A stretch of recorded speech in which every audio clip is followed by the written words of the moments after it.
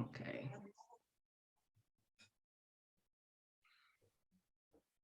Welcome.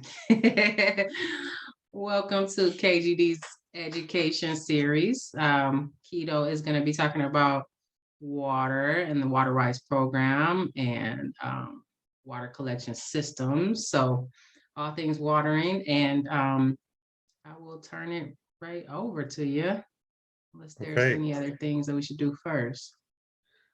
Well, I'll just say that I got a number of things that I'd like to cover tonight, but I do want to make sure that we address people's questions. Looks like we got a big-ish group, so please direct your questions to the chat. T's going to help me with that to stay on top of everybody's inquiries. I'll just kind of jump in on the slides. I'll try and just keep a good pace with it, and hopefully we'll have some time for questions off mute at the end. Sound good? All right.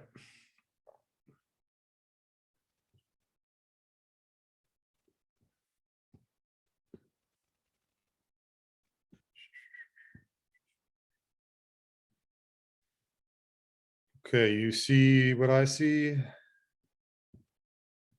You got do I have the slides on top? Is that right?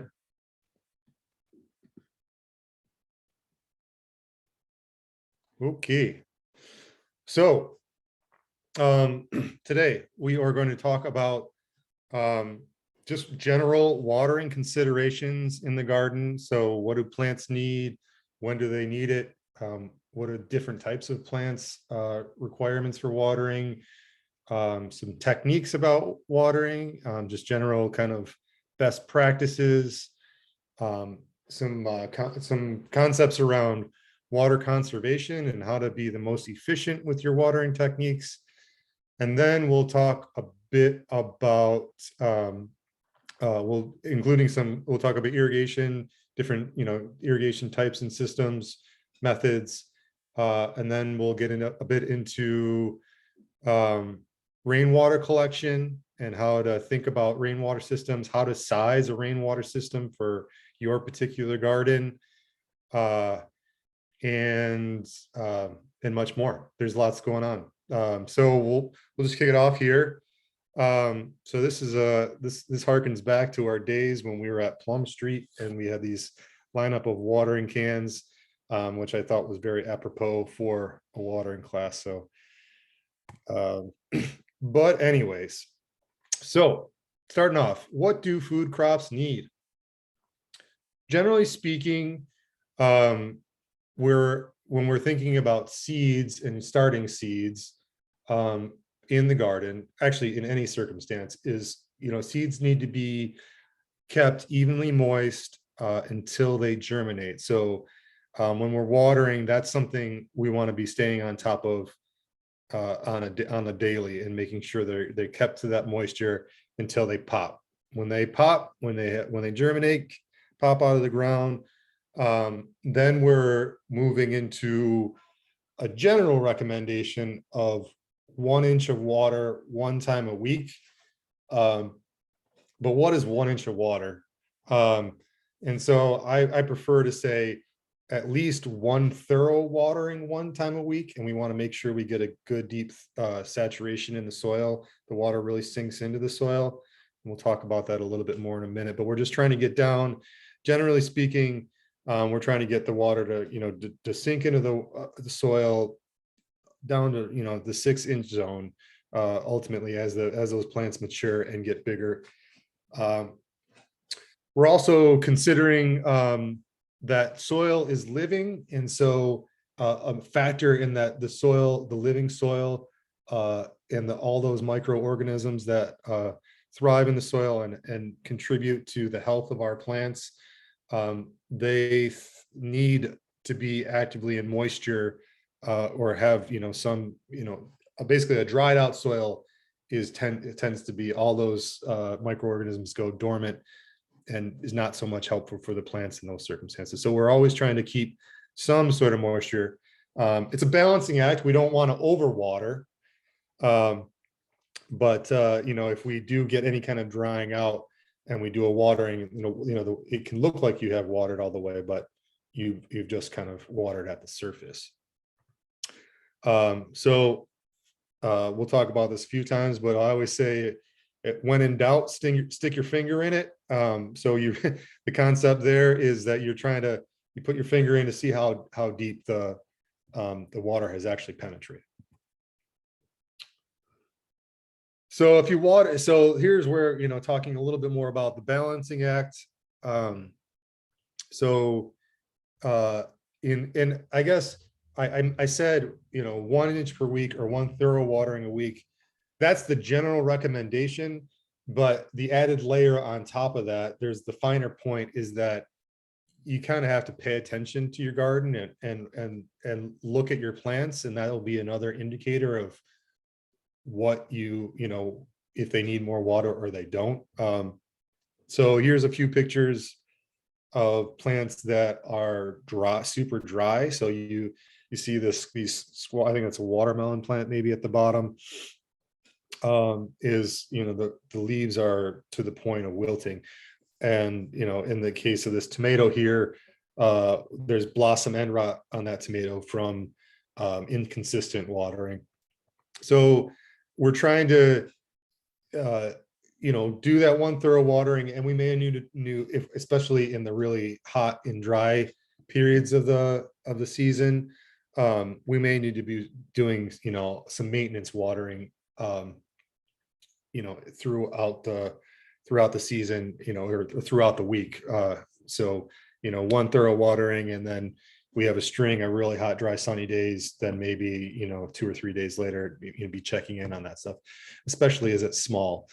It's all in correlation to the roots, and we'll talk a little bit about that more in a minute. But just to kind of finish out what we're talking about here on this slide, so if we're watering too much and too often, that pushes all the air out of the soil, and it becomes anaerobic. And so that is a real favorable environment for mold and rot, and tends to cause plants to not be able to access nutrition. Drainage is a factor there. But we want, generally speaking, we're hoping by this, we're hoping we have well-drained soils to begin with. Also, if we're watering really every day, just a little bit, it doesn't encourage plants to push their roots deeper into the soil. Which basically keeps them, we want that to happen. We want them to push their roots deeper into the soil, because that means that they can, if there tends to be a water table, below the 3, 4, 5, 6 inches. And so, there's just a lot more that the roots can access if they seek it out. But if you're kind of babying the plant by watering every single day, then it just won't have any impetus or any reason to search for that water. And so you're just catching yourself in a cycle there, so to speak. Too little water will tend to cause plants to be stunted, because they need the water to move the nutrients from the soil into the plant. It can be related to lack of nutrients, which results in yellowing plants, potentially, or just low vigor plants or stunted looking plants. And like I had mentioned earlier, blossom end rot. So, and this, and then the other fact, so this is kind of relating to what I was mentioning in the last slide, is, basically you can kind of categorize a lot of the vegetables into either shallow rooted plants that will require water on a slightly more regular basis, medium rooted plants, which is kind of midland, and then deep rooted plants, which you want to water really well and then let them dry out a little bit. So they're seeking that, seeking that moisture. So it's definitely something that with all of these kind of things that I'm mentioning, it's a trial and error thing that's really gonna get you to understand what is the best for your certain circumstance, and how how these plants are going to do for you. But this is a little bit of food for thought, that things like corn and broccoli, spinach, cabbage, lettuce, etc. here, all the brassicas, onions and garlic, most of the flowering annuals, those tend to be more shallow rooted, which also makes them consequentially also slightly better suited for container gardening than some of these other deep rooted things. Whereas the deep rooted stuff is going to be something where you're more want to water them really well and give them a little bit of a stretch of time between waterings.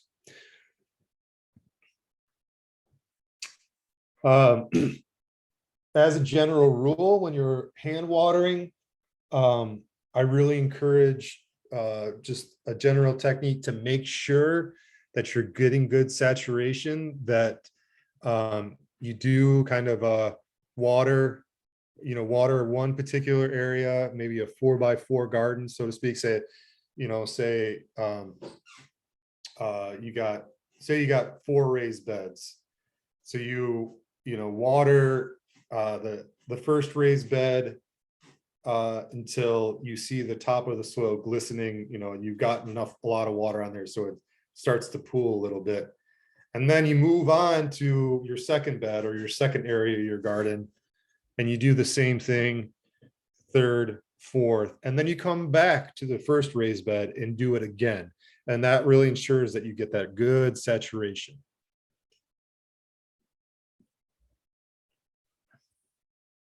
I thought I wanted to share this video. I thought this guy gives a little bit of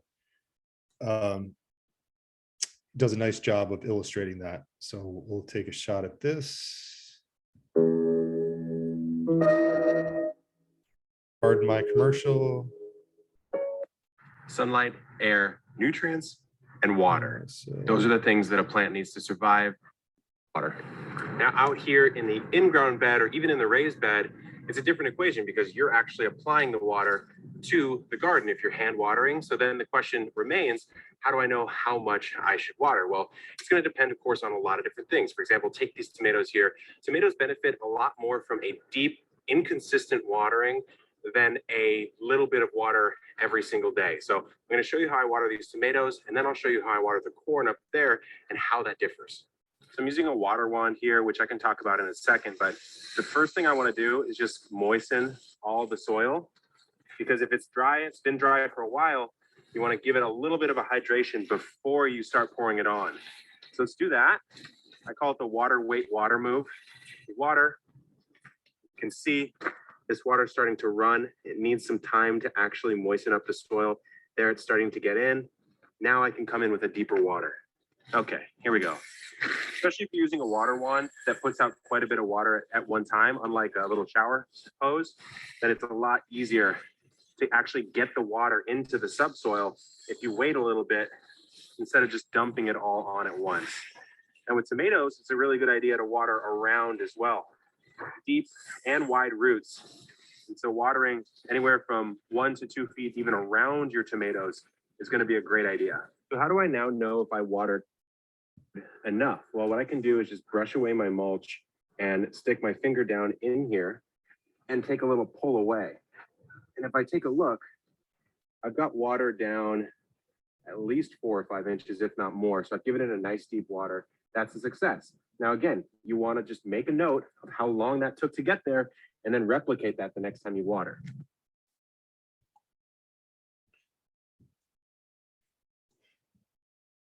Okay. So when to water and how often, we talked about this a little bit, generally once a week. And generally during summer months, expect them to water more often. In terms of the time of day, the best rule of thumb is if you're is basically ideal scenario is always water in the morning. Watering in the morning is going to give the plants the whole day to suck up the water and evaporate any water that's on the leaves off with the heat of the sun. And that's kind of an ideal scenario. And then secondary would be potentially watering in later in the afternoon after the heat of the day is off the plants. Watering in the middle of the day, maybe like a little bit of a not totally ideal, because the plants are taking in a lot of the heat of the sun, and you're kind of combating water being able to absorb into the plant, and then the plant perspiring it off. And watering late in the day or towards the night is not ideal, particularly with things that are prone to fungal problems, like powdery mildew on squashes and cucumbers, for instance. We don't want those to have their leaves wet if we can avoid it. But all that said, the best time to water is when you have time to water. Like, the priority is making sure that the plants get the water when they need it. If you can't water first thing in the morning and the middle of the day is really your best option, that's when you should water. And Mother Nature does not give us a choice in that most of the time either. We get rain, morning, noon, and night, and gardens do just fine. It's just a matter of really if we're trying to create the best circumstances, then we're trying to do that first thing in the morning. How are we doing with the chat? I'm I'm chatting away, with my friends, but no. Oh, that's fine. questions. Okay. Well, these slides are just popping around. Excuse me. Uh-oh. Yeah, throw your questions in the chat if you have any. I'll be sure to interrupt Keto for you. Okay. Now let's get into like tools for watering. What is the best, what are the options of different types of watering implements that we can use, or irrigation systems, or sprayers, or all that kind of stuff. So first off, if you have city water, that really gives you a lot of different options. And so there, whether it's a watering can or a hose, if you got the hose, then you can go to a bunch of different types of sprinklers, or hand sprayers, or soaker hosers, or drip irrigation, which I'll talk a little bit more in detail on all those things. If you're working from a rain barrel, a field barrel, or rainwater collection tank, that becomes a more limited circumstance for you to be able to to water without the help of a water pump of some sort, because basically you're relying on gravity to push that water. So if you got a rain barrel or a rainwater collection 275 gallon tote or tank or whatever, you're either filling up a watering can, you're using low flow drip irrigation, which basically is a type of drip irrigation that can be used with very little water pressure. Hold on a sec. And then basically you could use a hose or a sprinkler or some kind of standard drip irrigation with these circumstances, but you would need to have some kind of pump involved. So if it's a site that's, if you are, not next to your house, or your garden is not next to, it doesn't have access to electricity, then either you're trying to figure out some kind of battery setup, or potentially solar or something, but it starts to get slightly more complicated at that point. That said, there are this low flow drip irrigation option is a pretty neat option. So we'll talk about that a little bit more as we go on here. You did have a question pop up. What's your thoughts on the Detroit tap water? Some folks may think there's some harm in there. Is there too much chlorine? Uh-huh.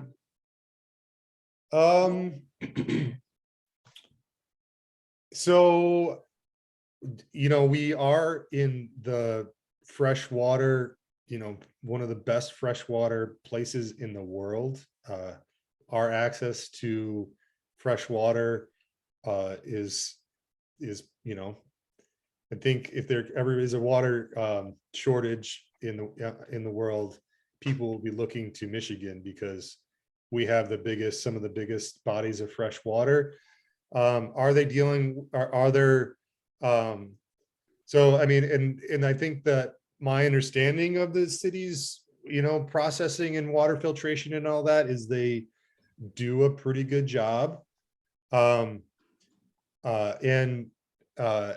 then how that, if there was an issue, how that translates to us and us ingesting them, any kind of potential problems, there's a translation there. And so the short of it is, I don't really see any problem with it. I don't see there's any issue. There is going to be, some percentage of chlorine in there as part of the sanitation process and everything.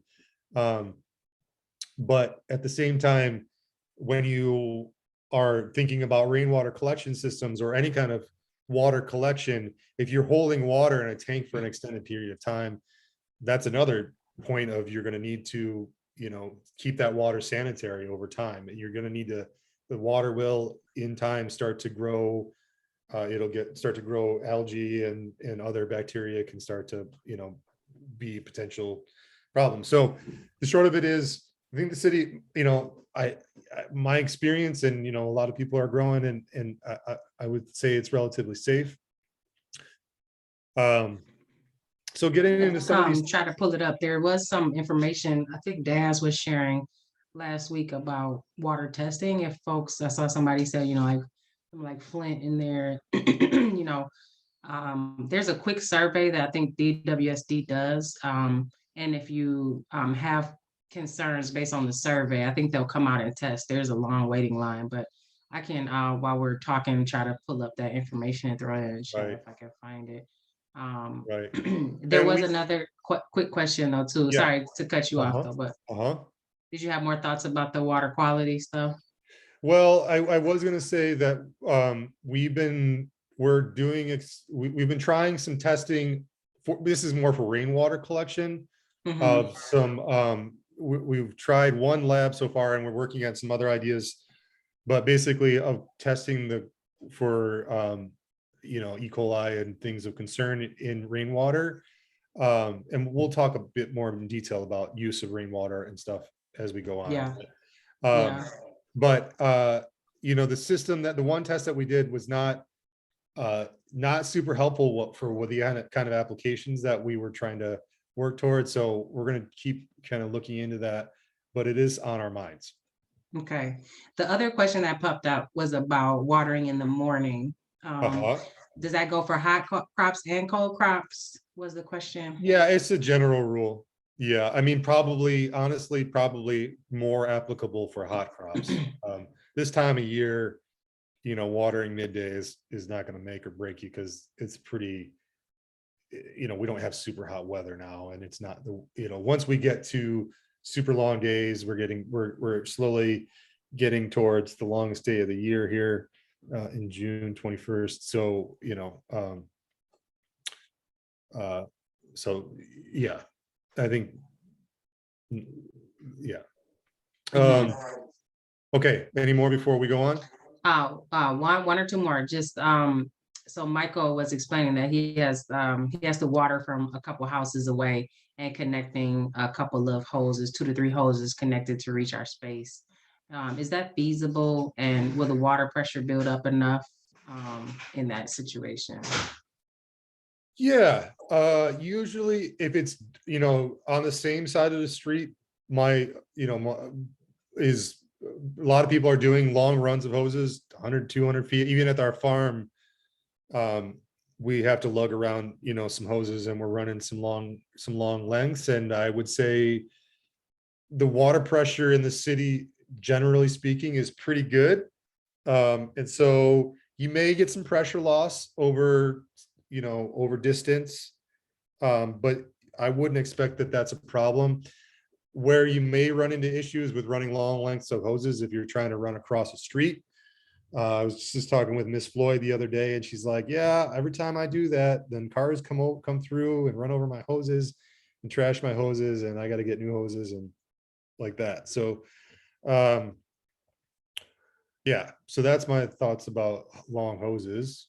Yeah, and then that, I don't know if you saw that, Michelle, clarify her question about the water quality, was wondering, not necessarily harmful to humans, but to some of the micronutrients in the soil with the chlorine cancel it Yeah, out, be I think harmful. well, I mean, by the time it gets to us, it should be in a small enough amount that it would not be a problem. I mean, yeah, I don't, the way that you're applying it and stuff, and really, that's gonna, it does off gas in time. Like, I don't know if you ever heard about people, like what at my house for my house plants, I just, I fill up jugs of water and I just leave them standing for, several days, and the chlorine off gases. And that, if you have that luxury to be able to do that, on a small scale like me and my house plants, then yes, it's great. But just in terms of it would be a project to always trying to off gas your water before you're trying to water your plants. Yeah, thank you, Keto. Yeah. Okay, so watering cans, just a bit about that. I think pretty much everybody's pretty familiar. I just want to make a note. This is one that I think is a nice option. It's and particularly because of this little nozzle on the end of it, it's got a shower head. And if you're, particularly when we're trying to water new seeds, and we're not trying to just let the hose run and that big blast of water just plops down on the soil and it pushes all the seeds in all different directions. We want a gentle shower of water onto our seeds, particularly in a bed. And so this, provides us a nice option for that. But there's many other watering cans that have a similar thing. You'll notice that it's actually facing upwards. So when we're trying to do that shower action, we're not facing the head down, we're facing it up. So it kind of goes up kind of like a fountain. So little pointer on that one. Oscillating sprinklers. This is, oscillating sprinklers are really, for the most part, have been designed for the lawn, like you see in this particular application. But, on certain scale gardens, they make sense. I actually use one a lot in my garden because of just the nature of the size of it, and it fits well. There's lots of different types of oscillating sprinklers out there. And some of the ones with nice features like have adjustable, they are adjustable this way, and how far they go left and like how far they oscillate to. And so in terms of water conservation, these are not terribly efficient because they're shooting all that water 10, 15 feet up in the air, and then it kind of lands down on the garden. And it also is kind of showering everything, in kind of a blanket way. So those things that, I mean, in any circumstance, plants actually don't need their leaves to get wet. It's mostly, we're always, in almost any circumstance, the focus is really just watering the soil. You want to water the roots at the base of the plants. The leaves don't need to get, wet necessarily. Unless, there are circumstances like you're trying to cool them off a little bit, things that are sensitive to heat, like lettuce, for instance. But generally speaking, you're just, we're just trying to really focus on watering the soil, which this is not a great option for, but it is kind of a one-shot deal option that like you can set in the middle of a garden that is of a particular size and walk away, even put a timer on it, and your watering is done for the day. But like you're also watering your paths, you're watering the street, you're watering your neighbor if he walks by accidentally, whatever. One other note that you could play with on this is is kind of playing with your water pressure. So you can dial it down a little bit to get it to oscillate a little bit, shorter and fit into a tighter space. But it's definitely a good option to think about. Impact sprinklers, another one that's really mostly intended for lawns, and it's watering on an arc. So in smaller spaces, it's not a very efficient option either, but it is something that's out there and a tool to maybe consider. Wobblers, this is one that we use at the farm a lot, and basically these are, and there's a number of different ways to set these up. You can buy these heads from an irrigation company, and if you're interested in that, I can help you figure out that resource. There's a number of companies, and I'll talk more at the end. And then you make the stand out of PVC. But in short, we use these at the farm a lot because now these are watering in a circumference, like in this, the water, the spigot itself is in the center, and then it waters in a circle around that. And you can see how it dissipates the water here like rain. It does a really good job of saturating an area. They're relatively easy to move around. Again, it's another one of those ones that is not super specific. It's a generalist, so you're watering your paths. You're watering things that don't necessarily need to be watered, but it can be a useful tool. Getting into some of the hand watering things, I think the water wand here is one of those ones I would tend to say was somewhat essential or a very useful tool. It's great for watering new seeds. It's great for watering specifically at the base of plants. It's a great, if you're able to you have the time to do hand watering your garden, it's a nice tool because you can be very specific with it. You don't have to bend over. You can water right at the base of the plants, so you're just getting to the soil level. So it's versatile. They're relatively inexpensive. Usually they can also come with a little shutoff right at the handle, so you can, you don't have to turn on the spigot and then run over and turn it off and go back and forth and that kind of thing. So water wands, a good one. Garden sprayers, these are kind of more common or classic,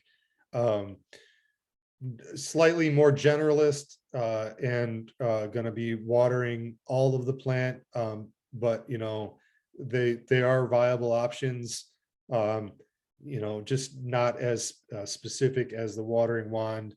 The sprayer, you just got to be careful with the settings that you're playing with here. Like the one on the right usually has like 5 or 6 settings on it. It's got the flat sprayer and the shower head and the mister and all that. So having those options like mister would be good for fresh seeds, and then the one on the left here, you can kind of do adjustments. Of course, you don't ever want to do kind of blasts of water. Now we're getting into the soil zone options, the things that are specifically intended to water right at the roots of the plants. Soaker hoses are one of the ones that are commonly available, and they're essentially made out of recycled tires, and they're porous, so they just kind of weep water all along the hose, and so we're trying to set these up to be right at the base of all the plants that we're growing. So if we were using this for tomato plants, for instance, or peppers or collards or kale, they work great because those tend to be larger plants, and we can kind of position the soaker hose to be right at the base of those plants, and so we're watering right at the root zone. That's great. Where they don't work quite as well is like beds where we're doing like things that are tend to be shorter to the ground, or like a patch of carrots, for instance, or a patch of baby leaf greens that so they it's hard to get the hose set up quite right to work for the circumstances of these, but they do work. One experience that I have with these is that they tend to not be consistent how they water from the beginning point to the end point. And if there's a up or down, if like the way that they lay on the soil is going to somewhat dictate how much water comes out of them. So so they tend to water a little bit more at the end of the line than the beginning. So and if they go up in the air, they're not watering as much as the low lying parts of any part of the line. Whereas drip irrigation is engineered holes in the drip tape every so many inches that is specifically set up that once the water goes through the line and pressurizes it, that the same amount of water drips out of every hole consistently. So we get really consistent watering and irrigation. So yeah, to talk a little bit more about drip irrigation is essentially it's set up where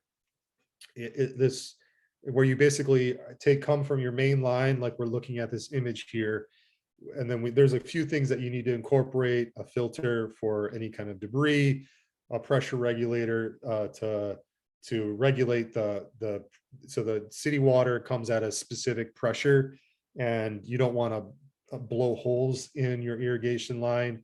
So you want to reduce it down to a certain PSI. All that would be in instructions in a kit that you usually get. But the short of it is you have a header, what's called, which is this line across the top, which is the main line. It's a solid line, which you'll poke a hole in, and then you put in your lines for your drips, which correspond to your beds. And hopefully a few of the other images I show might help you understand that a little bit more. So like this would be a field of peppers with a drip lines running, and you can see that they're spaced. The plants are spaced perfectly with where those drips are. So you can see how there's a wet mark of water right at the base of each of those plants. And that's based on those plants being right where those emitters are at. How are we doing on questions? Nothing. Any Okay. questions, guys? But I had a question about the storage for this. I've seen us store it on the farm. I'm curious. I know we've had some damage here and there, and I'm just curious what the best practices are for storage over the winter. Yeah, great point. So it's a gaggle of hoses and lines and spaghetti. And if you have young, curious people in your neighborhood, then they might mess around with it or think it's, like vandalism is a real thing and sometimes happens. So that would be a concern. Essentially, yeah, I mean, you would have to, you want to winterize it every season. So you would be wrapping up the hoses, and you can take it apart. You can take the header, you can take the lines off of the header and wrap them up. The drip tape usually lasts, maybe 5 seasons. And then, sometimes you'll get a nick in it, or you're digging around it, you poke a hole in it, and you got to do repairs. So there are some ways that there are tools and methods that you can repair the line. So, it is, it takes some setup time, and it takes, maintenance a little bit and storage, but it's super, super water efficient. So, and another thing to factor in here is, particularly during the dry periods of the season, is like, we're not watering anywhere between these beds. So no water to weeds, no weeds germinating. So you have, potentially less weed pressure. I mean, Great point. but yet, here in Michigan, we still have a relatively consistent amount of rain. So, that's still a fact that's going to contribute to weed pressure, but still. Mm-hmm. Sonia said, could you use the old garden hose for that application? Like poking holes in it? Not really. It would probably, if you poke a hole in a garden hose, it would probably be too big of a hole, and you would have water coming out pretty fast. So I would say you really should think about either the soaker hose option or something like or some kind of drip irrigation kit. So here's a few products that are out there I'm going to share. This one's from AM Leonard. The website's at the bottom here. This is a soaker hose kit, and you can kind of see an illustration here where it's set up with a line going across the top. So, the other thing is, like, if you have raised beds, for instance, like, it's just a lot of lines and hoses going everywhere, which is not necessarily the most aesthetically pleasing thing, but functionally. But if you have a big rectangular garden with a bunch of straight rows, then this is absolutely perfect, ideal for that circumstance. And that's why, one reason why that, farmers do that. They have blocks of fields, large swaths of area to be able to set up, all of their tools, irrigation, weeding, and all that built around how they go about growing, or vice versa.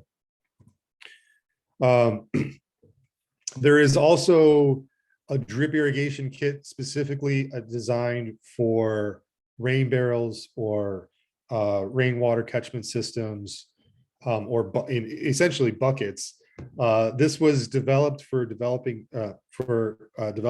This was designed for developing countries.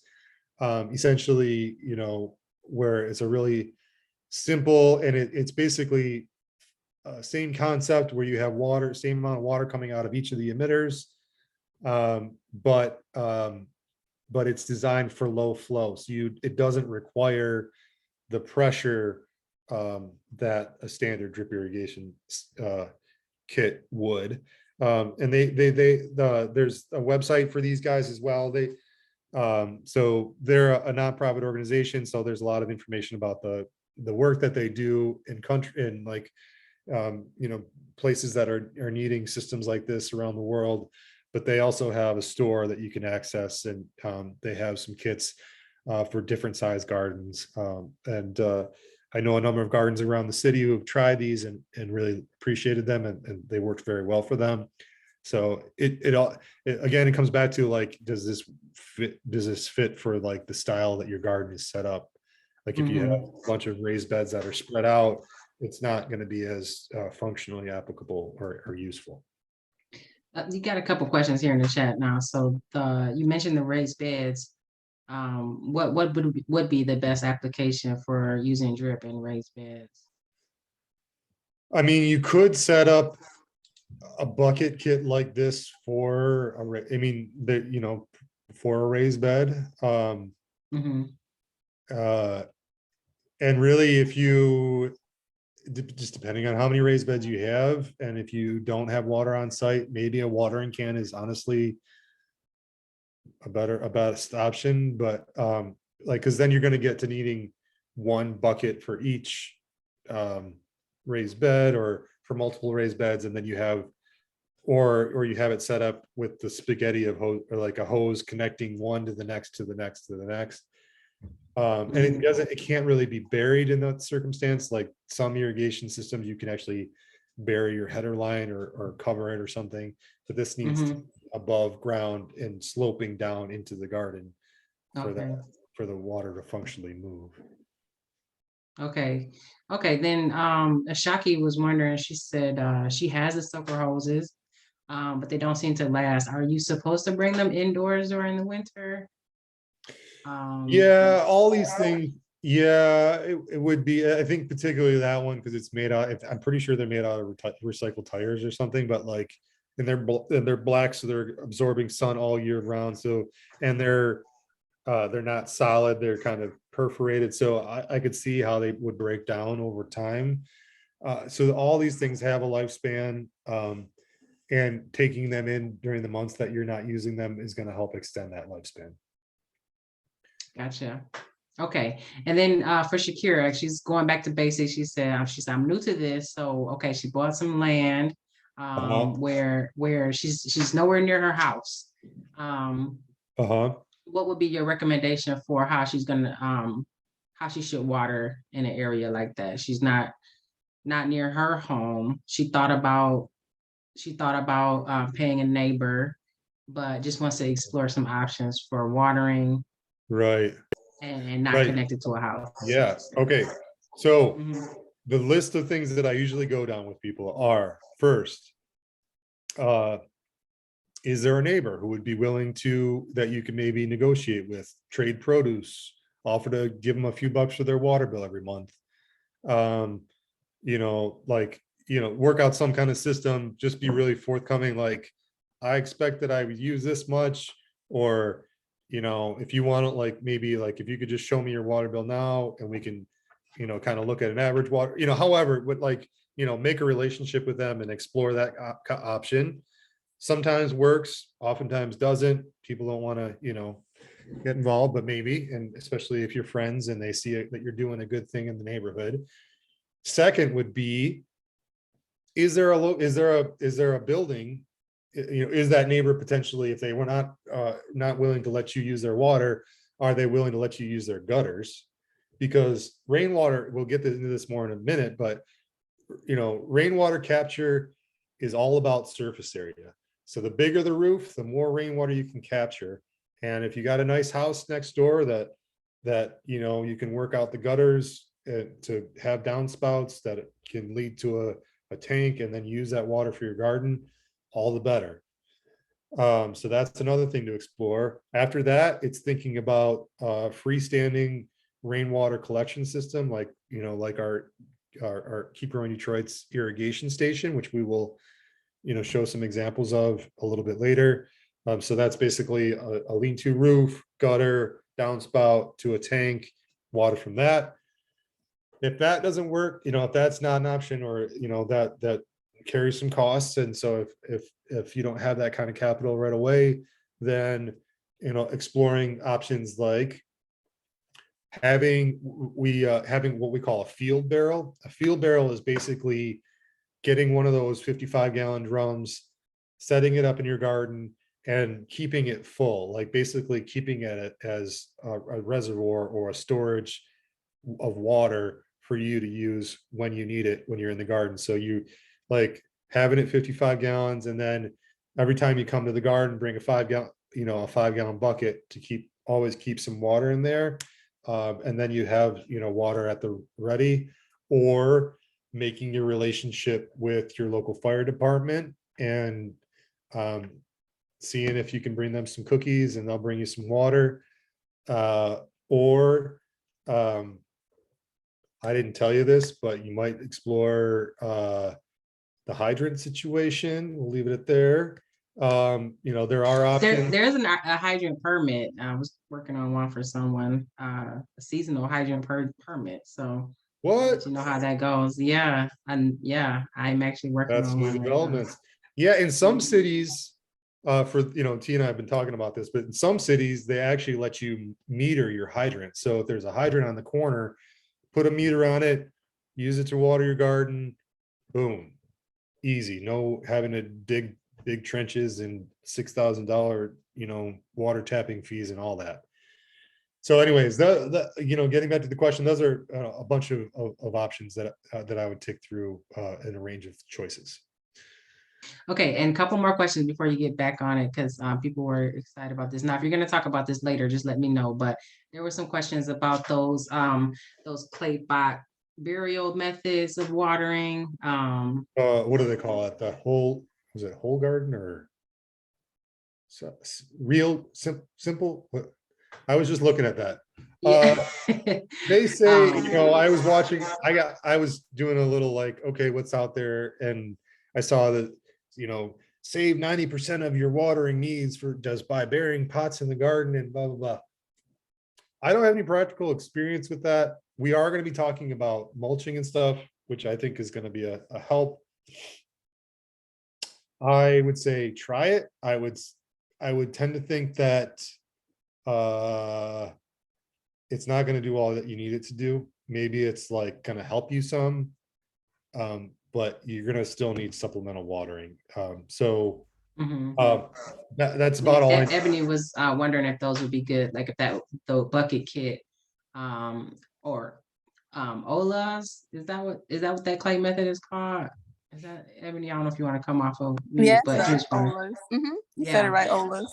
Okay, yeah, that is that effective for tree watering, you know? So Tree watering, there are those the tree gators, which is basically like a big bladder that you put around the tree and you fill it periodically and it slowly weeps into the soil. I'm not sure.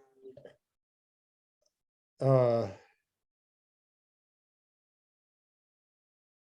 is that a situation where you bury the pot and you fill it with water and then it slowly seeps out?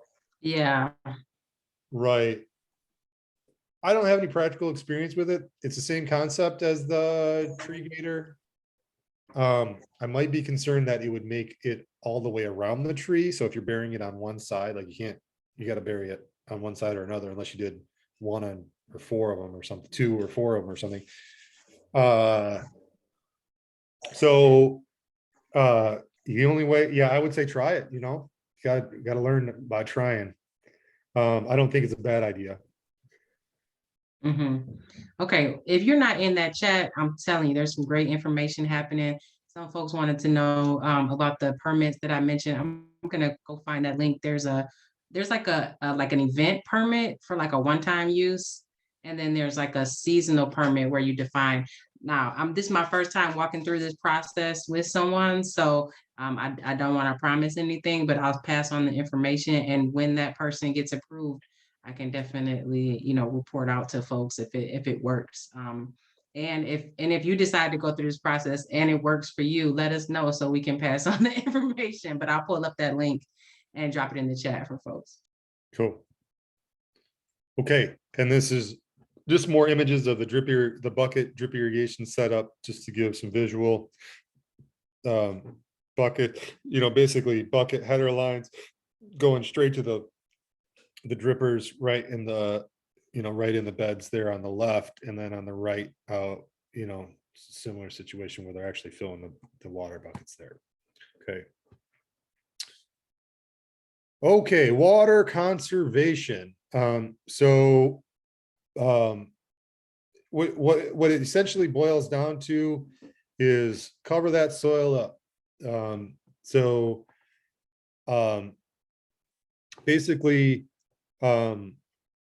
we, especially in the heat of the summer months, water will evaporate off of, the soil is dark, the heat is more intense on dark surfaces and will cause it to evaporate off quickly. When you have some kind of thing between the sun and the soil, it creates a buffer and it helps retain the sun from drying out the soil. So we're just, the soil is more like kind of held in its place.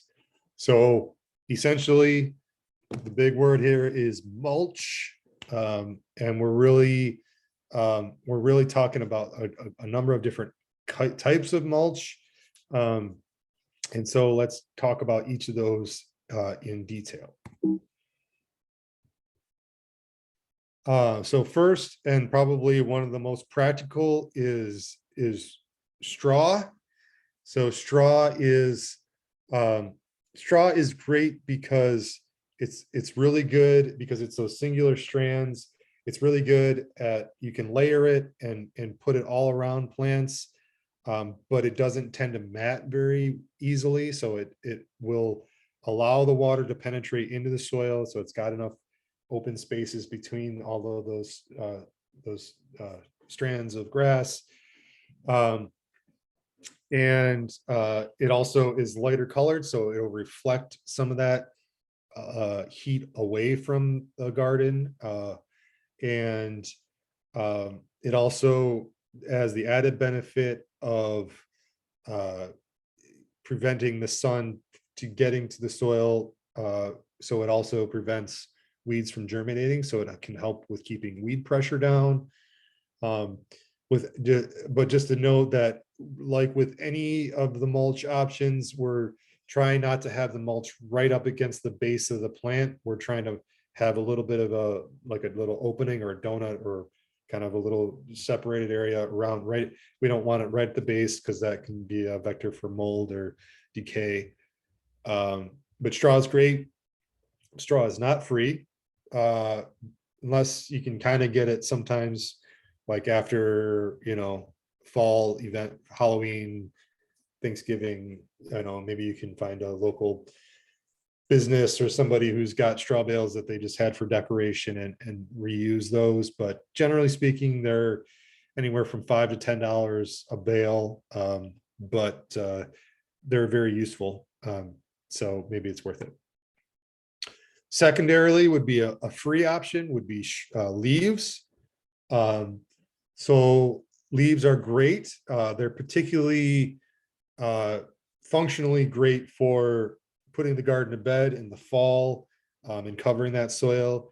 Generally speaking, as the more we can keep our garden soil covered throughout the year, it is going to be a benefit to, protecting the that kind of living aspect of the soil. Like I was discussing earlier, that there are lots of microorganisms and creatures living in the soil that are beneficial to the garden, and having this buffer of some kind of mulch on the top is a really benefit to them. Leaves work great. They're a little bit more fluffy, and they also, if they're in their full leaf size, can tend to mat. So those two things make it a little bit more finicky or tricky to get in and around the plants in a way that has holding power. So shredding the leaves is really going to be a benefit to getting it in a smaller size, making it a little bit easier to manage and manipulate and put around plants and so on and so forth. One way to do, there's a couple different ways to do it. If you have a mower with a side shooter bag, or like basically you can, the smaller you can get it, kind of the better. You can go run over it a few times, or you can, I used to like put it in a driveway and have the leaves shooting out the side, and so you're all constantly spinning it towards it, spitting out the cut stuff to the center, and then going over it again in a circle until you're getting it really small. And that works, quite nicely. Leaves are a real great option. Few other options out there, but maybe this one is like maybe not as desirable, but it works, is shredded paper. Yes, it will work. It just tends to get a little messy looking. Frankly, it looks a little trashy. And if it dries out some and you get a good windy day, then the paper is going to be all over the garden and just looked like, a confetti bomb went off in your garden. And maybe that's not the most ideal thing. It will biodegrade. That is oftentimes it's got, whatever things that were put into it to make it white, bleached white or whatever. So it is a viable option, not the best one, but something to play around with, to think about. Some people have also, I didn't do any images of these, but a few other things that could be considered would be, I've heard some people have taken burlap bags or coffee bags and cut holes in them and like basically planted into the holes, and so use that as kind of a big sheet mulch. It works pretty good, and it just the burlap can be kind of wicking, can be kind of suck up the water. So it, kind of 50-50, something to maybe play around with. Not as good as in my mind as of an option as like straw or shredded leaves. Pardon these terrible images, but these are a few other options. We're using this method at the Keep Growing Detroit farm, which essentially is using landscape fabric with burned holes in it as a permanent mulch. So this is really awesome at helping with weed pressure, and it also does a really nice job of helping with water retention. You want you don't want solid plastic. You don't want to use like something like garbage bags or type of plastic. You want something, it's specifically made as a landscape fabric. And so it's designed to let the water penetrate through it. It's like a woven mesh that allows the water to penetrate through it. So another viable option, and you can, have a few different sizes with burn patterns in them for the different sized holes. We use a propane torch, like a standard, for using for plumbing, sweating pipe when you're plumbing, to burn the holes. And what we usually, you can get real fancy with it. We made at the farm, we made a jig. We basically took a piece of wood and cut holes at different spacings, and so we use that, put it over the plastic, and we burn to the sizes, to the plant spacings that we're installing, and it works out pretty nicely. Mm-hmm. You have a brand of that landscape fabric for Tamara? DeWitt, DEWITT. Mm-hmm. Yeah, and there's a couple questions. Sharon Davis mentioned rice holes. Folks want to know where you're getting that from. Let us know, Sharon, in the chat. Yeah. Yeah. I mean, on some level, grass clippings will work. Again, you would want to spread them out, but you could mulch with grass clippings, and it's going to have a similar effect to the straw. I just to emphasize that the difference between straw and hay when you are going to the store. So just remember, hay is for horses, and we say that because hay's got the protein, it's got the seeds in it still, and we do not want to put a bunch of grass seeds on a garden. We want even though the last couple times that I've gotten straw, it's still got seeds in it. And I get all this grass popping up in my garden, but whatever. Okay. Neil said, would wood chips work? This is a classic yeah, I didn't argument even here. mention wood chips. Yes, but wood chips. So yes, absolutely, and particularly in perennial gardens, is a great option. But wood chips are super high in carbon, and they're big and chunky. And so if you put that all over your garden, and then they ultimately get mixed into the soil, it's going to just make it annoying to make a garden bed later on in the season, or next year or whatever, because they take a long time, depending on the wood chip. There's all kinds of wood chips that you might end up with. Potentially, maybe, I don't know. I started to think about sawdust from like the hardware store, but I don't know if that's a great option. But finer wood chips may be better. Sometimes you can get like the double shredded from the landscape supply store, and that'll be a finer.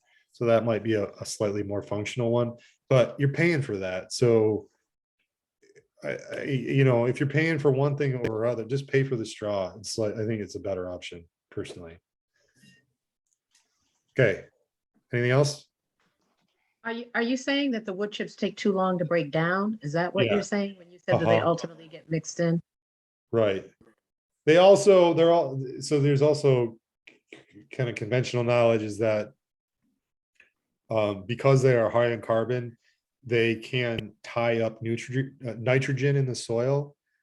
So making nitrogen inactive. So nitrogen is something that we want for green growth, for the vegetative growth. So they can kind of complicate your soil nutrition potentially, even though they're kind of mostly sitting on the surface. So will they break down ultimately? Yes, but particularly if they're large and chunky, they're just going to be maybe annoying in the long term. And leaves and straw are more functionally better. When's a good time to put your mulch down? Was a question from Nicole. Right. Good question. Actually, I should have. Yeah. So basically, you're kind of tailoring it to to where your plants are in their development. When the plants are more young, I might have a wider, you can put the mulch down right away. So you say you just planted all your cold crops, you could mulch that bed. I would mulch it, or like have your whole garden mulched and just peel away the areas that you're going to plant. But the point here is that you want to have kind of a wide berth of a hole, an opening in the soil around the base of that plant until it gets a little bit bigger. You don't want to have any issues with like things that are living, slugs or other things. So just, or even like that close, because we are talking about water conservation here. If that's big, then maybe you're still losing water. But yeah, so I'm sorry. just not right up against the base of the plant. Because I just planted spinach, excuse me, and I'm like, I'm not going to mulch this. So Right. So Yeah. that's really one of those ones that from it's seed, yeah, right, that it's slightly more complicated. Like when you're growing from seed, it's kind of hard to mulch that because you're nursing these little babies. So you wouldn't kind of mulch all the areas within, up to 3 inches close to that plant, to that. So say you did a row, like you did 6 rows of spinach or something in a 4x4 bed. And so you would just mulch kind of all the areas that spinach aren't in. And then in theory, the spinach grows up and has this canopy that's covering the soil. So you're covering all the bases of the sun accessing that. okay, got it. Thank you. Couple questions before we move on in the chat for you. I already did my cold crops and used wood chips. Maybe I should add some coffee ground to compensate for nitrogen?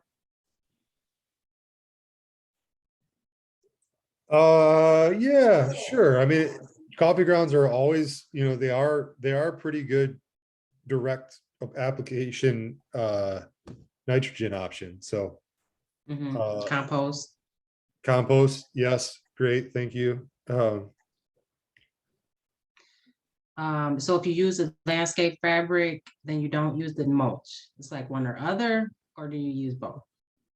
Oh yeah, one or the other. Okay, I think we're up to date. Okay. Yeah.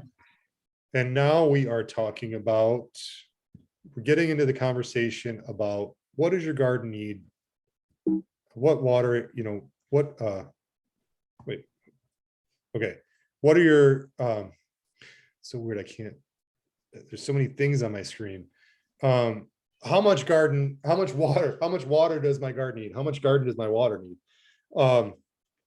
So how to calculate how much water does your garden need? So how much garden does your water need?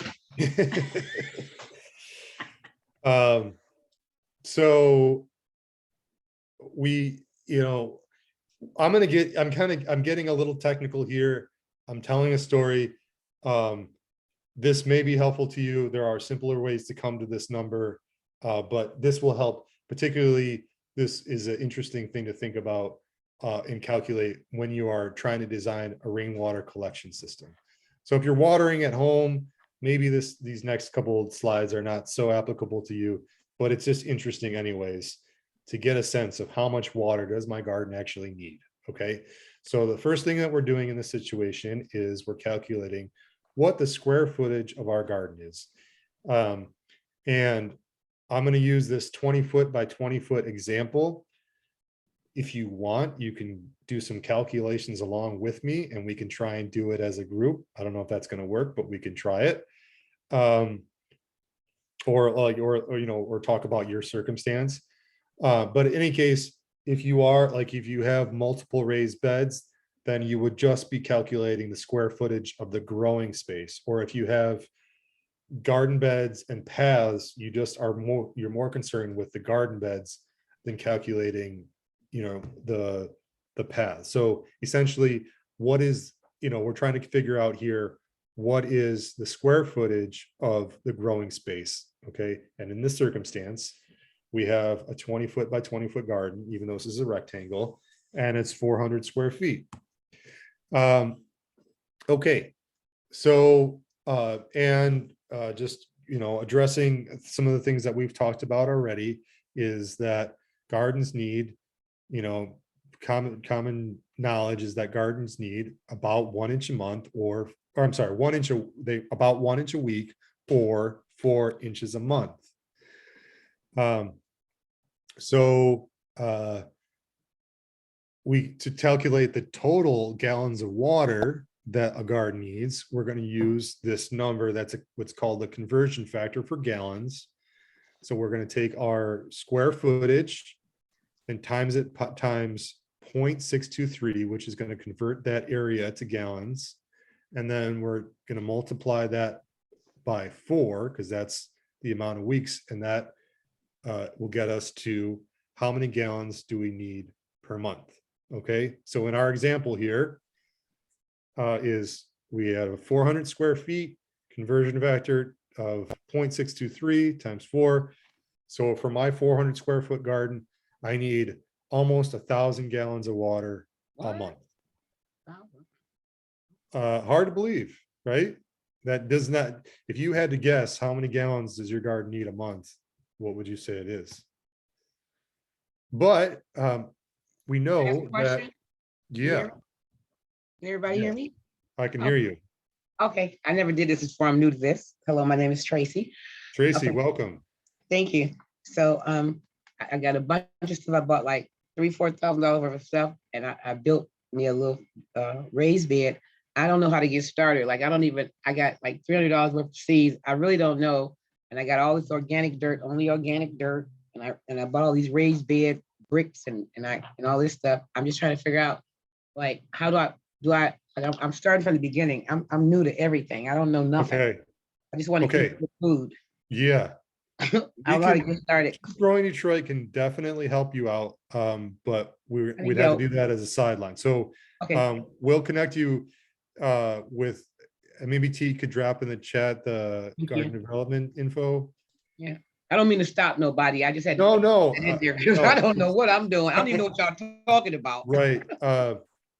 We want to help. So, but we're just focused on water today. So we're going to keep moving on this So conversation. you mean that when you're spraying your water, you're using your water hose, and you said a gallon of water, like, are you literally talking about like hold your hose until you think there's a gallon of water that's came out on your Right. I'm specifically saying like what the garden needs to grow, like based on, these, so there's not, we've been kind of talking in detail about how to get there, but we're just talking about actual, what the plants need. Okay. At this point. Okay. All right. So now in the conversation, we're talking about, so we know that in this case, for a 400 square foot garden, that we need almost 1,000 gallons, but we know that Mother Nature helps us out a bit. Okay. So we have an average rainfall in Detroit, which is, based on, looking at this slide here, 2 to 3 inches a month.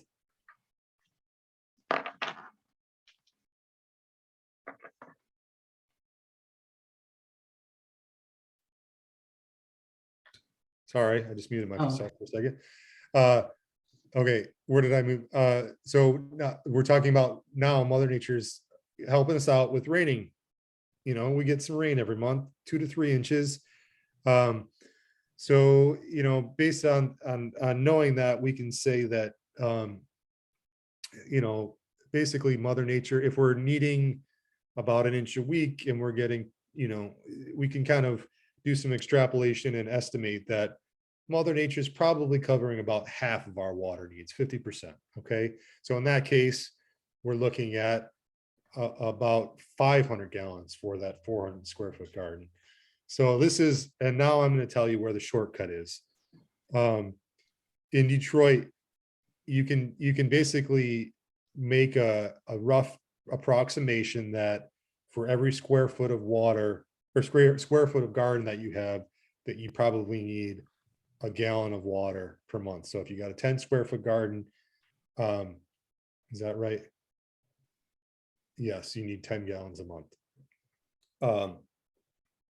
So this is helping us kind of figure out, working backwards for if we're getting into talking about rainwater collection. Okay.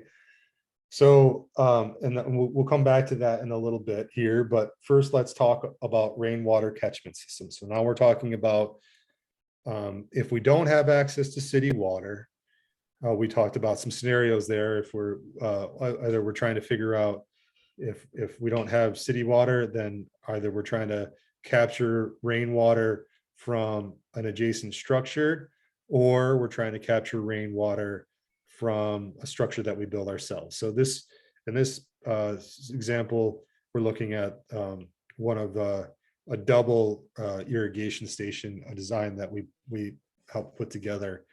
But talking a little bit more about the details of rainwater catchment systems. So pros are they are ability to have available water independent of the city system, of course. And an important note, and we'll talk a little bit more about this in a minute, is that it diverts rainwater from our overtaxed sewage system. So I want to get into that in detail in a minute, but our sewer system, especially with these huge rain events like we had in June and August last year, I think it was June and August. Anyways, we had two big rain events last year that totally overwhelmed our drainage system, and basically, causing all kinds of problems, including, ending up in people's basements. And this is one effort to divert that water away. Recapturing that water and reusing it is an effort towards resolving those problems. The downside of these rainwater catchment systems, as I've referenced a little bit already, is that they're low pressure, which basically means that you can't hook up a hose to a tank and expect it to just go right into, like you're turning on the faucet at your house.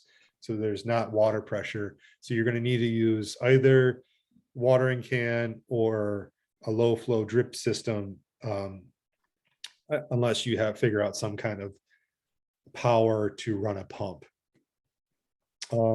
There is some seasonal maintenance, and you do need to manage the water. So essentially you need to either use up the water within a couple weeks of a rain event, or sanitize it or dispose of it for water safety.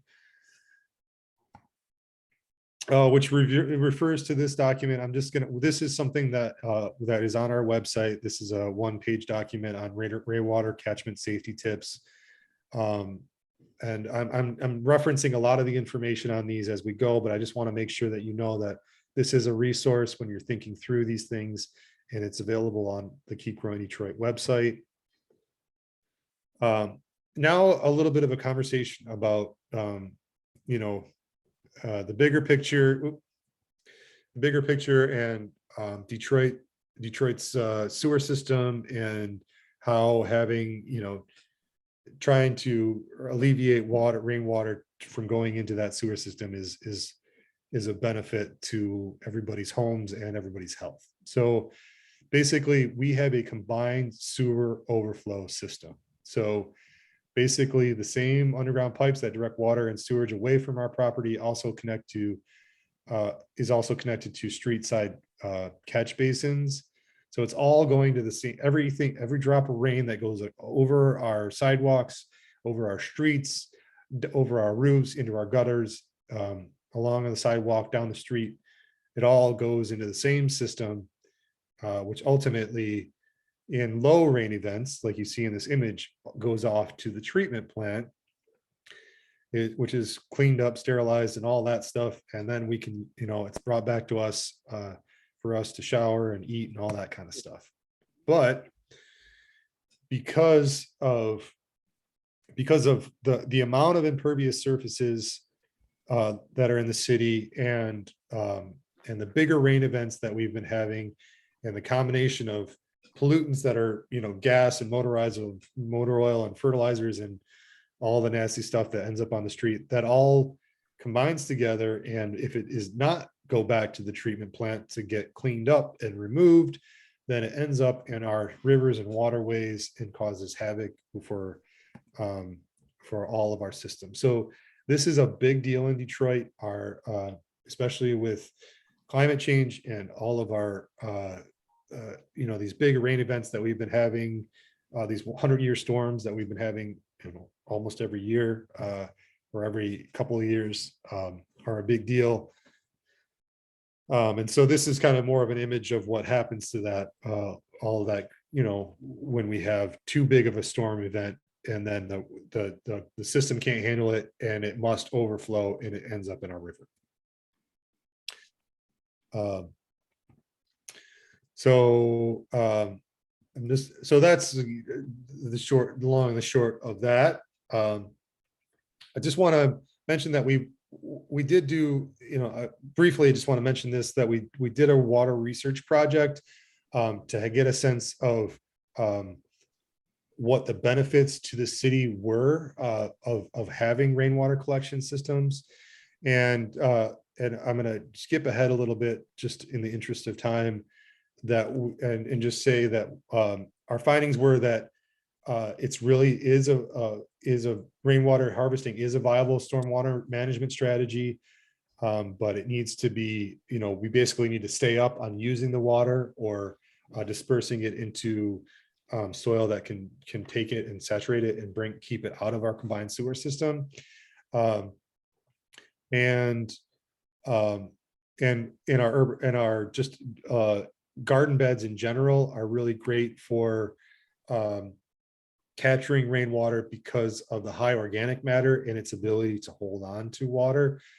So this is an argument that we're trying to make to Detroit Water and Sewage Department, that gardens are not only beautiful and awesome and provide food for our residents, but they are also diverting rainwater away from our combined sewer system. Okay, so back to our conversation about collecting rainwater. So similar calculations, essentially, if we're trying to think about, now we know how much water that our garden needs. So in the case of our example, 20 by 20 garden, 400 square feet, we know that it needs about 500 gallons, 400 or 500 gallons a month, with the consideration of our monthly rainfall. So if we don't have access to rainwater, how big of a system do we need? How big of what is a comparable system for being able to suffice our garden's watering needs? So, and you can run this calculation based on your home roof if you're trying to figure out, okay, if I had hooked up some rain barrels or some 55 gallon or some 275 gallon tanks to my downspouts of my gutter, how much rainwater could I capture in 1 inch of rain?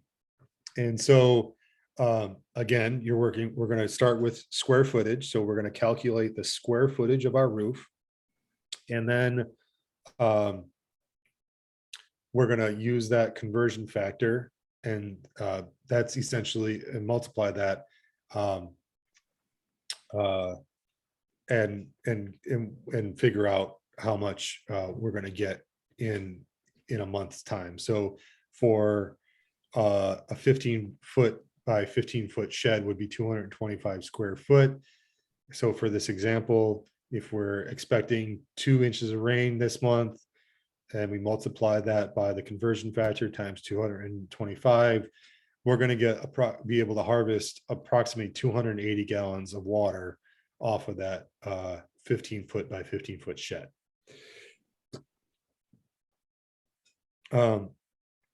So here are a few systems that we've helped set up over the years with the WaterWise program. So if you're not familiar, we essentially kind of took a year off last year, kind of sort of, we did some last year, but essentially for a few years now, we've been helping construct rainwater catchment systems at a handful of gardens across the city. It's essentially kind of like a grant program where you apply, and this class is one of the requirements to be eligible. So we basically do a consultation with the sites that have been selected to be awarded and look at what their circumstances are. So on the left here is the Hurd family, and they were trying to capture water off of their house here, which was a kind of a perfect situation, because just to the right of where these folks are standing is where their garden is. So it's, you know, right adjacent. And we did some calculations based on the size of the roof, and 3 tanks made sense for that size area to be able to capture that much rainwater. I will make a note here that you know, common knowledge about rainwater collection, or like kind of common thing that a lot of folks are aware of or familiar with these days are rain barrels. So that's a 55-gallon drum. And so it's a great concept, but the short of it is that a 55-gallon drum on any standard roof is going to fill up in seconds, because it doesn't have much capacity. And so unless you are ganging or connecting several of those barrels together, it's not super practical, because you're going to fill it up and then it's going to start overflowing. And so yes, you may capture that 55 gallons of water, but like on this, this is a relatively small footprint of a house. I think it's maybe 20 by 30 or something like that.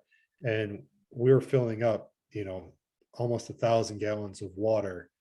We set this up for almost 1,000 gallons of water, as opposed to 55 gallons with one single rain barrel. So practically speaking, I lean towards advising people to, if they're considering just connecting to their downspout, to think about something like a 275 gallon tote here. And those are, you just want to make sure that any of these totes or rain barrels that make sure that they are food grade. So sometimes they store soap and detergents and diesel fuel and all kinds of stuff in these types of containers.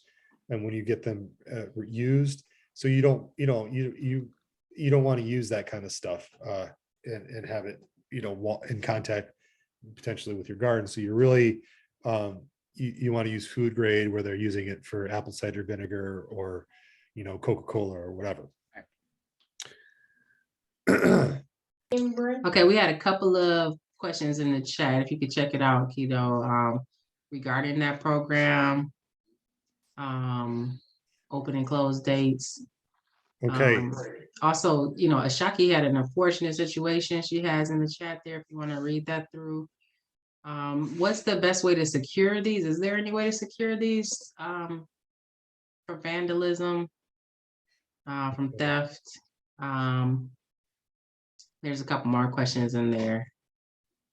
We could take a quick pause. All right. So I'm starting with Ashaki. Okay. So bummer. Ashaki had her tote stolen. Right. Well, a couple ways to secure them. One is to fill them, even if it's, at your home, if they're full of water, they're not going to go away very easily, right? Another way is like in what we've done in a number of circumstances with the stand. So you see that all these are raised up, and that's to allow access to the spigot, and to allow a little bit of gravity, because otherwise you're having to hold, you need to have be able to hold something underneath it. But they're in a stand, in a cage, or in a stand, and you can secure that to the stand with screwing it down. So that definitely is one option. So the WaterWise program is something that goes out in the spring. So our application period is now closed. So and I'm sorry to be informing you, it seems rude, and I apologize that if you're just finding out about it now, but just know that we do this every spring. So look for the application. Usually by March, it usually goes live, I believe, March, April, probably March. And then basically this class is, after this class, we're like starting to review applications and get towards planning to construct them. So that's that. Other questions we got here, T? Let's see. So let's see. Does the color of your IBC tow catchment containers help keep yuckiness away? Yeah. So they tend to be translucent, or like, so they allow light to transfer into them, and so light and water equals algae equals fungus, or equals like growth of organisms over time. So there's a couple different things that we do to mitigate that, one of which is to paint the outside of the tank, or to cover the outside of the tank with signage or something creative and fun or interesting.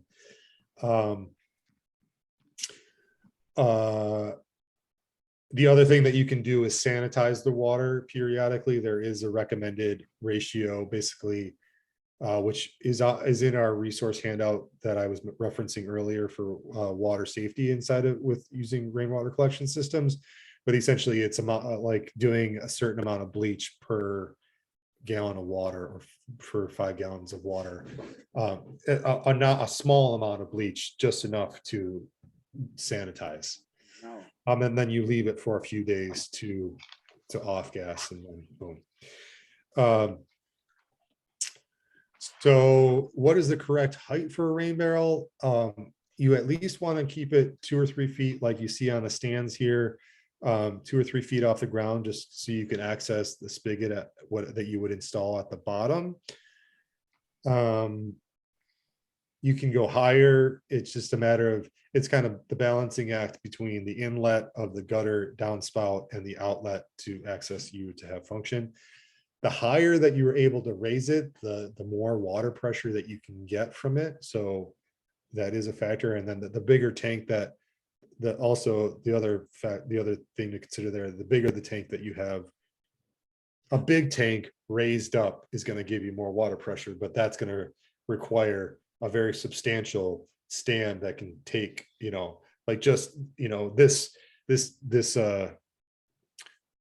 amount, 275 gallons times is probably close to a ton of water. It's usually 8 pounds a gallon. So 8 times 275, whatever that is, it's probably at least a half a ton.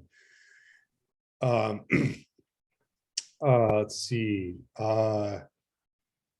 Where can you find rain? So barrels or tanks. So there is not a really great consistent source for the totes. Rain barrels, I believe you can still get with. So there is one thing to mention is that our partners at the Sierra Club do, multiple times a season, we'll do rain barrel workshops where you can pre-purchase them or purchase them after the fact. So they are connected to a local source, which help me out here. What's the name of that company that we used to get them from?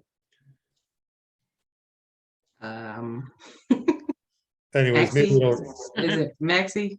Maxi Container. So check in with Maxi Container. And Helen put in CMAR products. I'm not familiar with them, but CMAR.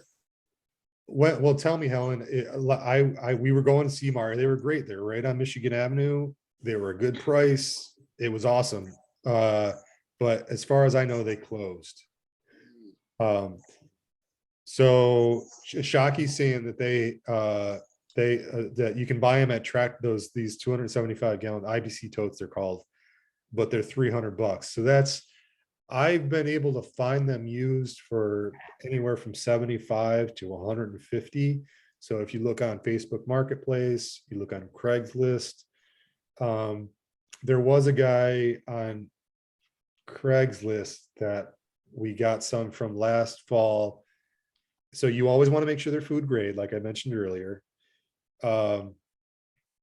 This one guy that he even had like the adapters to hook up a hose to it that went to the outlets, because that's a finicky thing with these. Okay, so a little bit more about these are the freestanding structures that we do. We call these irrigation stations. The one on the left here is a single, the one on the right is a double.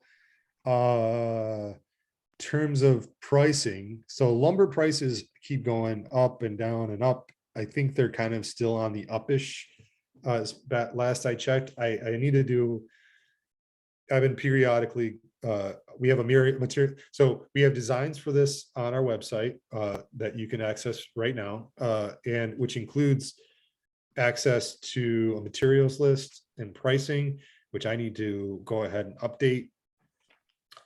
But the short of it is, they're somewhere in the neighborhood of, for a single, the one on the left here, you're looking at somewhere in the neighborhood of $750 to $1,000 in materials. And then if you are asking somebody to construct that for you, hiring somebody, I would estimate that you're going to be looking at that same amount, about $750 to $1,000 for labor.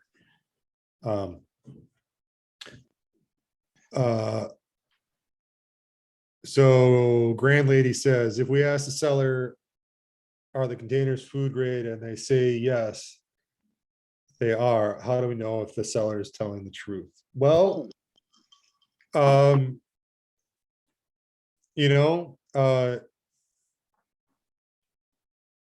short of it is you can look inside the tank or smell inside the tank and get a sense of what used to be in there. And then also oftentimes the label is still from whatever product was in there is on the side of the tank. So those are two things that would be indicators.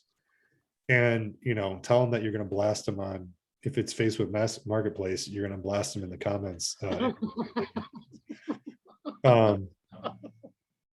Okay. I don't know if you saw Carla's question. I know we were trying to get through a few there.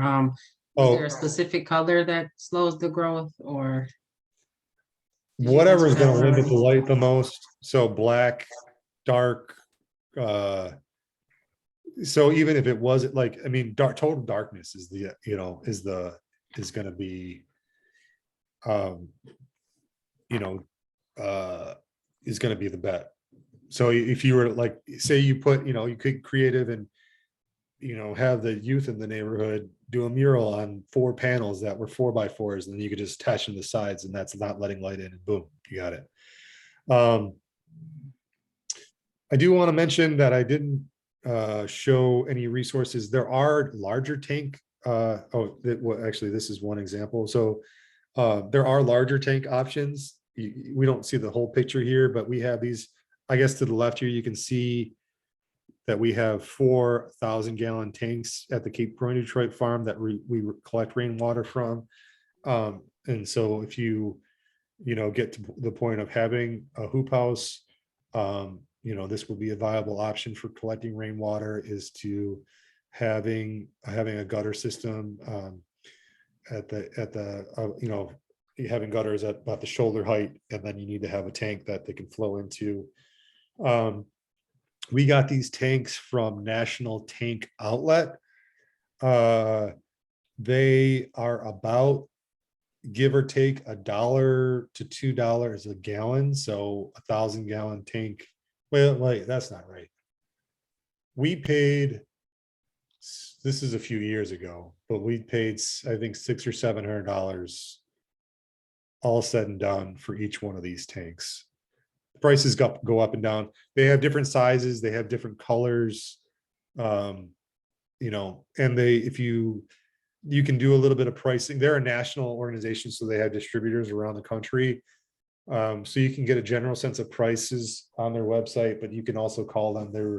They were really helpful and helped me get the price down by searching for one of their local distributors and where it would go.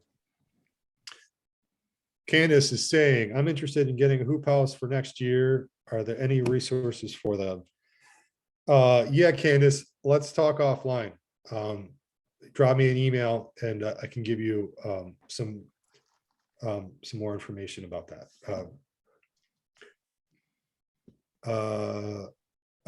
There's a few different options out there, but okay. So let's see. This is just kind of referencing back to our rainwater catchment checklist that I was talking about a little bit earlier. Just to note that if you're capturing rainwater, it is not potable. Do not drink it. There's the vector or the possibility for things like E. coli are present, and so just don't risk it. There are, there are some systems for filtration, like really to get this to be a drinkable, potable water situation, you would have to do some kind of sanitation. So there's filtration systems and there's like IR lights and like, they could be viable options, but they tend to be slightly more complicated, and you just have to make sure that you're you go through those steps.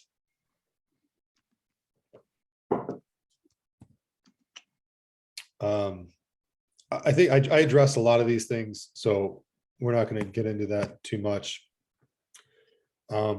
I did want to mention as another kind of stormwater mitigation or management practice for doing our part to help our city not have issues with overflow into the combined sewer system is to plant a rain garden. And our partners at Friends of the Rouge do rain gardens to the rescue program every season, where they inform people. The essential idea is that you are channeling all the rain. So you're planting a garden which has perennial plants that are pretty and kind of very natural looking, like this garden that we're looking at here, that they are deep rooted and they're very good at they can live in high wet situations, but they also are really good at mitigating and using up a lot of water. And so so you can it's a really great way to divert all your rainwater to this rain garden, and the rain garden helps manage that rainwater. So check out Friends of the Rouge, and they're pretty good. They're rain gardens to the rescue program. Here is some of the resources. We talked about some of these already. So sources for totes, tanks, and barrels. We talked about Craigslist, Facebook Marketplace. Make sure it's food grade. Another idea is to contact companies that might use bulk liquids, like distribution companies, pop companies, local distillers. If there's like, people who make things with lots of vinegar. So there are, if you have a sense of, or get to know some of the local, so yeah, check out, ask around at local companies, maybe somebody, maybe you can get a line on them. Talked about National Tank Outlet. So in terms of pumps and irrigation, if you get to needing a sub pump that is specifically for pushing pushing an irrigation system. So if you're trying to so for instance, those 1,000-gallon tanks at the Keep Growing Detroit farm, the only way they're on the ground. And so the only way that we can get water out to the garden is to put a pump in there, a sub pump, which looks like this image on the right-hand corner here. And this specific at rainharvest.com, their pumps are specifically designed for giving the amount of pressure they can do. This one is the one that we use. Does 800 gallons a minute, which is enough to really push the water to be able to run sprinklers and all that kind of stuff, drip irrigation. So that's a useful resource. If you're looking into drip irrigation, check out Trickle Ease with this fancy spelling here, TRICKL-EEZ. DripWorks is another one. And then for that low flow drip irrigation systems that I was referencing earlier, you got the Chapin Living Waters .org, and so that's the nonprofit, but they have a store there you can look into. And with that, we got time for questions, I believe. How are we doing on time? Okay, we got a few minutes for questions. So checking in, what's going on in the chat? I'll come off of. Yeah, Cheryl said, where do I check? But I missed what she was referencing. If you want to ask your question, Cheryl.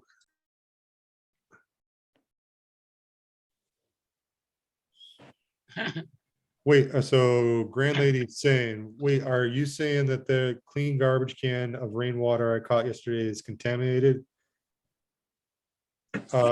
Wait, I took a bath in that water. Well, damn. That's awesome. Well, it's still relatively fresh, and you're using a little soap in there, sure, why not? Just don't drink it. Okay. Wash it. So like you don't want to ingest it. I mean, Okay. so that's the main point we're talking about. Okay. Okay. I have a question. Yeah. I was trying to capture the name of those two irrigation systems. Couldn't hardly see it. I saw structure. The only thing that I saw was structure. What was the name, so I can go on online somewhere and look at those structures, those two side structures of the water irrigation? Oh, with the right. The So name? you're talking about the irrigation stations, like the Yeah, the freestanding two was on the screen. You had two on the screen, and I couldn't Right. see the top wording, but I saw structure. But there was other wording, so I could go and look at some of those. Right. So you should find those on our website. T, can you maybe get to the link to that? So I appreciate it. Thank you. T's gonna So drop the link in the chat. awesome. That was a link for what? I'm sorry, I was responding to For something. the irrigation station. Oh, yep, I can find that. Oh, Okay, and Cheryl, you were saying, where do I check? What are you talking about? There was it was an application for, For the rainwaters to the rescue? yes, yeah. That's what I Okay, was. so you're gonna look for, and if somebody else might help me out here, we're looking for Friends of the Rouge website. Mhm. ROUJE, I believe, as in the Rouge River. Mhm. So Tiffany is familiar with that. So if somebody else would be willing to find that website and maybe drop it in the chat, I'd appreciate it. Okay, Tiffany's Thanks. saying also there's always the option of hiring a master plumber to pull a permit to hook up a water meter and get service via DWSD. Yes, that is true, but that comes at a cost. And Tiffany, I know you know those contractors. So if you got somebody, you want to put out there for us to have for a reference for folks who are looking into this kind of stuff, please do. But the short of it is, there have been a few farms around the city who have done that. So essentially they have a garden on a vacant lot, and they hired a plumber to tap into the main line and basically set up what's called a frost-free hydrant, which is like a little pole handled hydrant. You open it up and the water comes out, but it's set up so you don't have any issues with freezing during the winter months. Drains out, the water drains out when you close it. It drains below the frost line, I believe. And the range of prices that I've heard that people have been quoted or paid is been between $6 and $20,000 to do that kind of setup. So it's great. It would be great. It solves all these kind of problems. But even better would be if we could just meter hydrants, or if the city made it a little bit easier for us, but that's not necessarily the case. Okay. Can I jump in here real quick? Please do. I was coming to you. My phone is dying and I'm on the road and don't have a charger, and I've been Yeah. collecting rainwater and I've been putting it in gallon, distilled water gallon jugs. And I wanted to know, how long can I keep that like that without the sterilization process? Because it's been a couple weeks, maybe 3 weeks now. Right. Yeah. Right. So they say after a few weeks that you should start you start to think about sterilizing the water. Okay.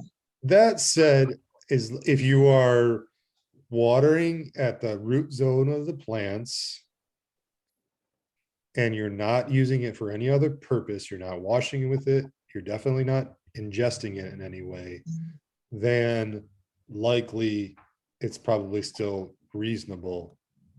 But just, be cautious. Like, don't hold on to it for months and months.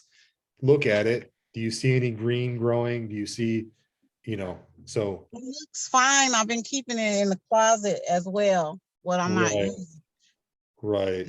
I'm watering my indoor plants. Some of it's food, some of it's not. Well, if you're watering, if it's not food plants, then there's not really any concern. Aside from if it got really gross, then you probably wouldn't want to use it. But I don't think you're dealing with, you would know to not use it by that point. Okay, I see George's hand up here. Yeah, thank you for taking my question. You may have answered it, I may not have heard you, but the sterilization process, what does that look like? It's basically adding a little bit of bleach. I don't remember the ratio off the top of my head. It is something, it is a small amount of bleach per gallon, basically. Okay, all right. If you go to our website and that checklist I was referencing earlier for using, being safe using rainwater systems, we reference the ratio in there. Okay, all right, great, So thank you. a little bit of bleach, yeah. Mm-hmm.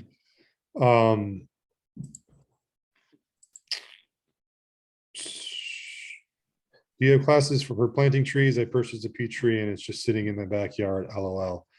Oh no, Shakira, we got to get that tree in the ground. Hopefully you got the roots covered. We always do a fruit care class, and we did a bunch of fruit classes earlier in the spring. You can find those videos on our YouTube channel. We do talk about in the third class, the fruit tree maintenance and care class, I believe we get into talking about planting. But that tree, you really want to try and get that in the ground ASAP. Hopefully it's still living for you. Okay. What is Rain Gardens to Rescue? Is that through KGE? We would just reference that a little bit. Basically, it is a rain garden class that Friends of the Rouge, our friend partner organization, does on teaching people about how to use rain gardens. Oh, okay. Tiffany beat me to that one. Okay, great. And then Lynn, thank you for dropping that in the chat. Going down the list here, T put that irrigation station link in there, and Shanice also put the Friends of the Rouge. Okay, so I'm tipping. Going down the list here. George, we answered your question. What about if I boiled the rainwater before I bathe in it? Just asking. I think that would work. Okay. Anyways, yes. So just to reference everybody, we are almost at time here. We are recording today, and the video will be up on our YouTube channel within a week. And I will also follow up with everybody who registered for the class and share the slides. So you'll have a link to the video and the slides. And then I think Dell is saying, I think you need at least 2 peach trees for cross well, I think she said fertilization, but I think she might be saying it's for cross-pollination. Yes, okay, there. So no, peaches are actually self-fertile. So one tree actually can do its own thing. When is the latest to plant trees? Well, I mean, essentially spring is the time to plant trees. And so you can still, usually if you're ordering mail order trees, they come bare root and they're shipped out by early April. So you can get them in the ground in a timely manner before the season really kicks off, and it's just an ideal time. So, you know, generally planting anything that's perennial, the ideal times are spring and fall. Yeah. And okay, Nicole's got a hand up. Hi, Keto. I had a question regarding the grant for the watering system. So what's the next step if you apply? So we've been reviewing applications, and we're going through the hard process of choosing the sites at currently. We're kind of going through them. So I will be in contact in the next, hopefully I'm going to be in contact with everybody next week. Great. Another question. Those raspberry, I don't know what you call them, but this raspberry bushes, they don't really flower anything like the apples do, like, you know, like have the buds on. You know, hopefully I didn't plant them too late. Do they show anything that they're okay, or they just? Yeah, they're going to leaf out ultimately. Yes. And I'm just trying to think of what I don't have I do have some raspberries. So you should see some little buds on them starting to leaf out. You should see some growth on them by now. Okay. All right. Thank you. I don't see anything, but okay. All right, thanks. And then, okay, Tiffany's saying, is KGD familiar with the polite irrigation program that DWSD has for gardens? For some reason, I was told that the program has been halted. I'm not sure what you're talking about. No, I'm not. Hi. Keto. So my typing is terrible. I'm outside working. I spoke with the Detroit Department of Water and Sewage last week, and there is a pilot program that they were running for gardeners such that like us that bought the lots and need the irrigation. But they weren't able to tell me why the program has been put to a stop. Like I wasn't able to get high enough to find out what happened with the irrigation program. But apparently there are some gardeners or farmers in the city of Detroit that was able to catch the program, and they have some type of special irrigation from the water department. Maybe that was what he was referencing earlier with allowing people to some kind of hydrant permit. I'm not sure. Okay, I wasn't able to get any of the information. I was hoping maybe you guys had some. We try and be in the ear of all of the city departments, you know, DWSD and BC and stuff. T has been a champ with that, but it's not always easy to get all the straight information, or in half the time not everybody knows what's going on. So, you know, it's great to hear that, like, you telling us that gives us another reason to be like, come full circle and be like, hey, DWSD, what the heck's going on? We work with a lot of gardens that want to know what's up. So thanks, and we'll continue to kind of stay in the loop on that. But okay, So one more question, and we're going to start to wrap things up here. We are past 8 o'clock, and I do want to be respectful of people's time. Okay, Bernice, I grow pomegranate trees plants from their seeds. Can I plant them in a garden started kit that they have grown out of the mason jar?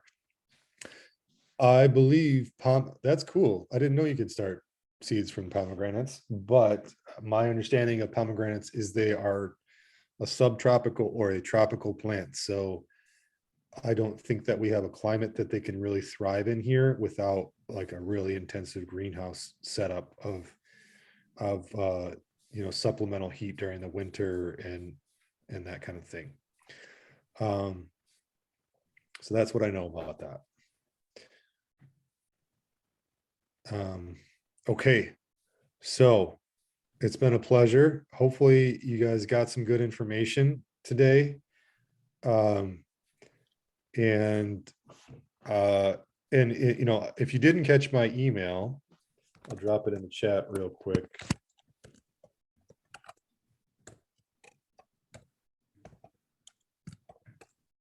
Okay, so if you got more questions, hit me up or call our office. You'll find us. Word. So you stay tuned, guys. We got some cool classes coming up, including some in-person options going to be happening this summer. It's always so much more fun to see people in person. But you know, these Zoom classes have been very, I think, convenient for a lot of folks. So it's a bonus, you know, pandemics aren't all bad. So anyways, have a good evening, everybody. Look out in your email for the slides in the chat, and we'll see you at the next one. Thanks for being my my counterpart again, once again, T, and good night. Good night, all. Thanks, Keto. Bye-bye. Good night. Good night. Good night. Bye-bye.